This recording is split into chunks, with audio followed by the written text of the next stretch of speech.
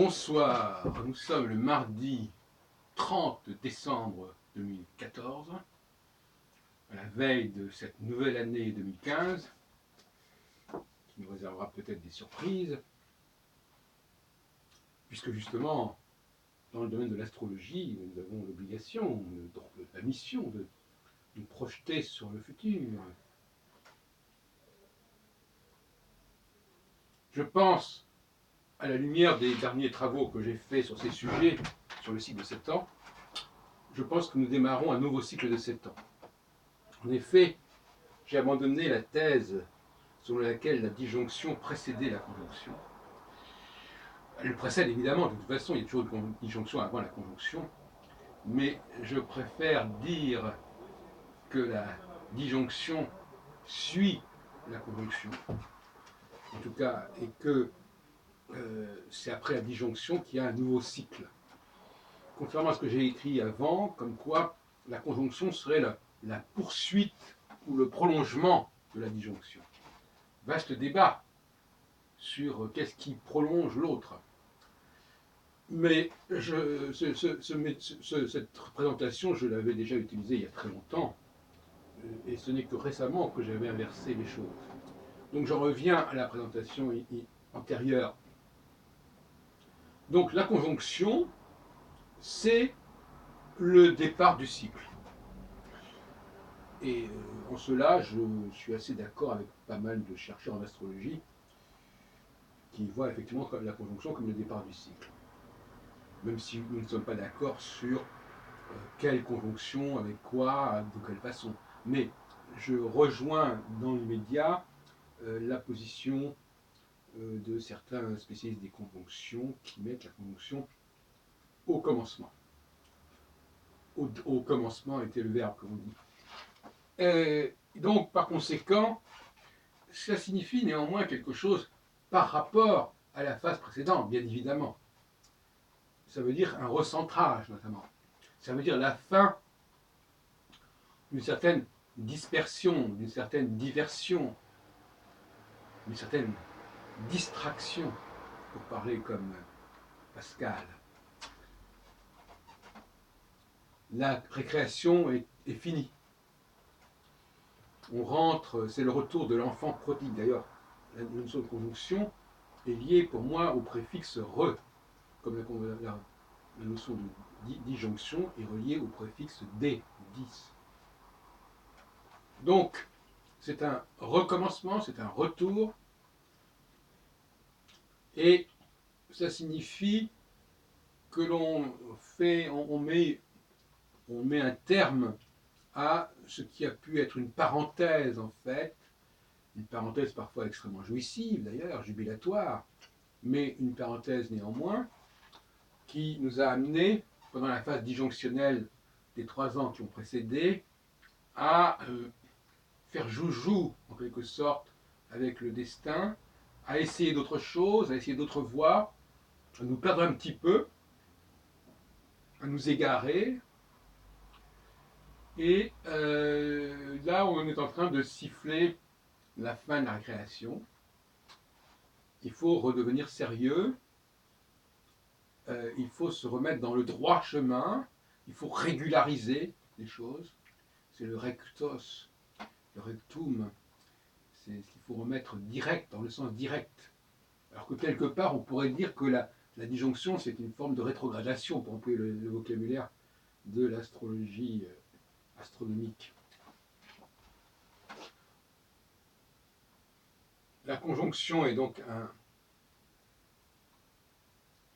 c'est ce qui est fondamental, la conjonction. Et la disjonction, ce sont un petit peu les danseuses, c'est un petit peu le folklore, c'est quelque chose qui est amusant, qui est distrayant. Alors, c'est à nous de prendre conscience dans notre vie de cette cyclicité et de ces périodes où à un moment donné, en disjonction, on lâche la bride un petit peu, on va voir ailleurs ce qui se passe, on a une forme de dévoiement, si on peut dire. Tout d'un coup, on est quelque part, et puis après, on se dépayse complètement, voyez-vous, on s'expatrie, on sort de son... Ça, c'est la disjonction, n'est-ce pas? Et la conjonction nous fait revenir à nos fondamentaux, revenir à notre port d'attache. Donc, ce que j'essaie de vous expliquer là, c'est comment bien discerner ces deux temps, quand même, c'est fondamental d'arriver à les discerner, par l'astrologie peut-être, mais aussi par l'observation, par le ressenti. Hein. Il faut se dire, tiens, actuellement, je passe par une période de diversion, de disjonction. Tiens, actuellement, je reviens à une période de recentrage, par une période euh, de ressaisissement, de retour à mes valeurs fondamentales. Ce qui n'est pas toujours évident à distinguer d'ailleurs, mais enfin, tout de même. Donc, j'ai déjà dit à quel point il ne s'agissait pas véritablement de quelque chose de providentiel, mais qu'il s'agissait à un certain moment, on voit quelque chose passer, on se dit tiens, c'est ça qui va me permettre de me changer les idées, qui va me permettre d'aller ailleurs. C'est la tentation. On choisit quelque part la tentation. Elle ne s'impose pas à nous.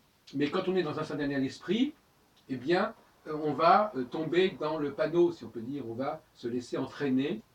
Et se laisser entraîner collectivement. C'est fondamental.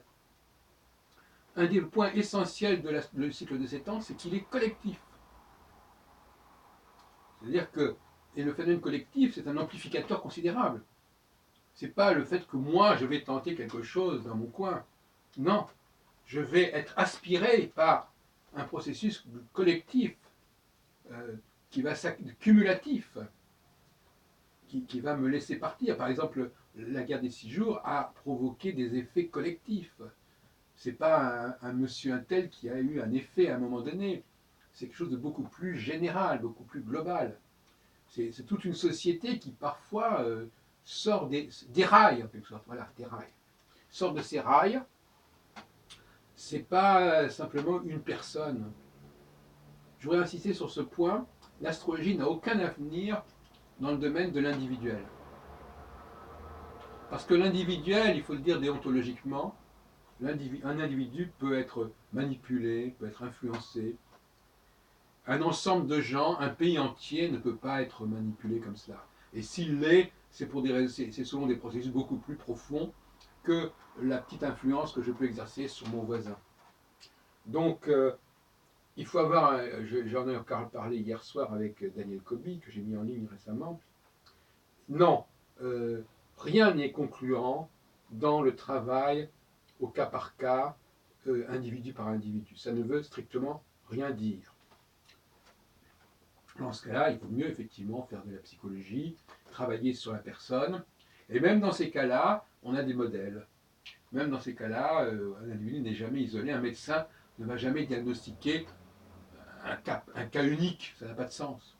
Or, en astrologie, on a cette tendance. Beaucoup d'astrologues aujourd'hui, parmi ceux qui sont justement les plus avancés, ont tendance à s'imaginer que chaque thème est complètement spécifique, complètement unique. Mais c'est complètement suicidaire sur le plan épistémologique de dire des choses pareilles. Ça ne mène à rien. C'est totalement infalsifiable. Et en plus, c'est faux. Parce qu'effectivement, ce qui est intéressant, c'est ce processus qui va entraîner toute une population, dans un certain sens, qui va l'égarer éventuellement. On pense par exemple à 1940, quelque part, c'est toute l'Allemagne qui s'est égarée, quelque part, dans un certain délire, en 40. C'est pas un phénomène individuel, pas du tout. C'est le fait qu'il y ait effectivement à ce moment-là une phase disjonctionnelle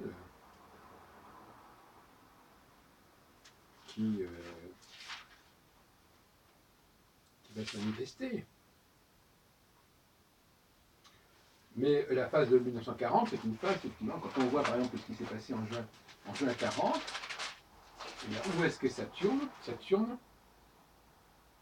est à 8 degrés taureau. C'est-à-dire qu'il est encore assez proche du bélier. On est encore dans une période qui va bientôt d'ailleurs Alors, la question aussi, c'est évidemment la question des frontières. Juin 39 est plus significatif ici que juin 40. Juin 39, c'est vraiment la drôle de guerre. Hein. C'est vraiment n'importe quoi. La France elle-même se lance dans cette affaire à cause de la Pologne. En juillet 39, c'est un peu n'importe quoi. Bon. Mais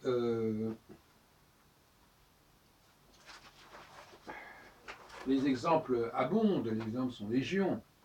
Il y a en effet des délires collectifs qui se présentent et il y a une quantité, il y a une horizontalité qui existe là et qui ne s'explique que par le fait que nous sommes marqués par un seul et même signal cosmique qui agit sur tout le monde d'une certaine manière ou d'une autre, même si on peut réagir à certaines actions selon notre structure personnelle, mais ça c'est un autre problème qui se situe en amont, en aval, et qui ne change pas le modèle de base.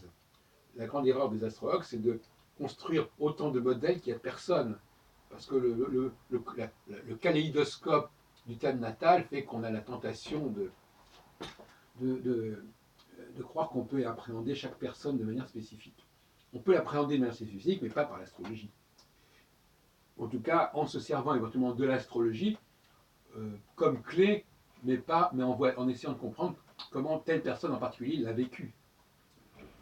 À ce propos, l'astrologie elle-même, à mon avis, est une distraction, est une tentation. C'est-à-dire qu'effectivement, croire que l'astrologie est une discipline merveilleuse, qui est à la fois scientifique, astronomique et psychologique et mythologique, c'est effrayant, je veux dire. C'est là, effectivement, qu'il y a des moments comme ça où la société bascule dans une sorte de délire. Et notre ami Kobe, justement, eh bien, il explique que l'astrologie est à l'intersection entre l'astronomie et la mythologie, l'astronomie et la psychologie, etc. Donc c'est c'est cette utopie qui le fascine. Et cette utopie, c'est une surenchère en quelque sorte. C'est en ce sens-là que la disjonction est une forme de surenchère. La disjonction, c'est une utopie. C'est comme le fait, par exemple, de partir en Israël en 67, c'était complètement utopique. Et parce que ça apparaît justement comme une espèce de solution miracle pour un juif d'être à la de se raccorder à l'histoire, de se raccorder, de trouver une sorte d'assise pour son identité personnelle et collective. D'ailleurs, comme je l'ai dit tout à l'heure, c'est le phénomène de la guerre des séjours a joué sur des milliers et des milliers de juifs, pour ne pas parler des autres. Donc voilà, c'est la période des fantasmes, la disjonction. Hein. C'est la période des fantasmes, c'est la période où on perd un peu pied avec la réalité, quelque part, au nom d'une espèce de totalité, de mystique. Voilà. Et donc, le mariage, par exemple, pour changer de sujet, le mariage, quelque part, c'est typiquement, d'une certaine manière, quand même, le retour à la conjonction. C'est une volonté de. C'est ce qu'on pourrait appeler le principe de réalité, pour parler comme Freud, en opposition au principe de plaisir qui serait disjonctionnel. Alors, la réalité, bon voilà, il faut passer devant monsieur le maire, il faut s'installer, il faut fonder une famille. Ce sont des fondamentaux de l'humanité qui, qui devraient prévaloir sur tout un ensemble de tentations, de diversions qui peuvent se présenter. Et donc actuellement, nous entrons de plein pied dans une période conjonctionnelle, et donc de retour aux valeurs les plus sûres, les plus certaines, euh, et une volonté de se raisonner, de se contraindre à une certaine discipline, de ne pas faire n'importe quoi, en fait, de ne pas dire n'importe quoi. On le voit dans le domaine économique notamment. On l'a vu déjà il y a 30 ans sous Mitterrand, quand les premières années de Mitterrand ont été balayées par une nouvelle politique économique, comme on le voit aujourd'hui avec Macron, etc. Ce qui est un peu le pendant de ce que Fabius avait été il y a 30 ans. Et qui est d'ailleurs à peu près son âge aussi, de toute façon. Donc on a là quelque chose, on a des choses sérieuses, ce ne sont pas des danseuses, ce n'est pas une plaisanterie, il faut être responsable, il faut prendre ses responsabilités, il faut les assumer pleinement, il faut s'engager. Et encore une fois, il s'agit là d'une attitude collective, il s'agit là de faire partie d'un ensemble, d'une dynamique collective, et non pas d'une dynamique individuelle, comme voudraient le faire croire nos astrologues, qui techniquement sont complètement dans l'individuel. Ils vont dresser un thème, après ils vont mettre les transits dessus, et ces transits, ils ne vont pas apparaître, ils vont pas se manifester au même moment, selon le thème, bien évidemment. Donc il n'y aura jamais de synchronie entre les gens. L'astrologie casse les synchronies. Elle parle d'une synchronie entre le haut et le bas, mais elle parle pas, elle casse la synchronie entre les gens. À une même époque, tout astrologue vous dira, ben oui, pour l'un, il y aura Saturne qui sera conjoint à ceci, pour l'autre, Saturne sera opposé à cela, et donc il y aura autant de cas de figure que possible. Donc où est à ce moment-là le collectif? Alors on nous parle d'astrologie mondiale par opposition. Non, je ne crois pas. Je crois que la seule astrologie, c'est l'astrologie mondiale. Et même cette astrologie mondiale, elle est beaucoup trop riche, beaucoup trop complexe. Elle doit se débarrasser de tout un ensemble de diversions. Prenons par exemple l'histoire des nouvelles planètes au-delà de Saturne. C'est typiquement un processus de diversion. C'est typiquement un moyen de s'égarer, de quitter la tradition millénaire pour quelques gadgets de nouvelles planètes, etc. Sans parler des astéroïdes, etc. Voilà. Et à un moment donné, on dit non, ça suffit. Revenons à l'essentiel.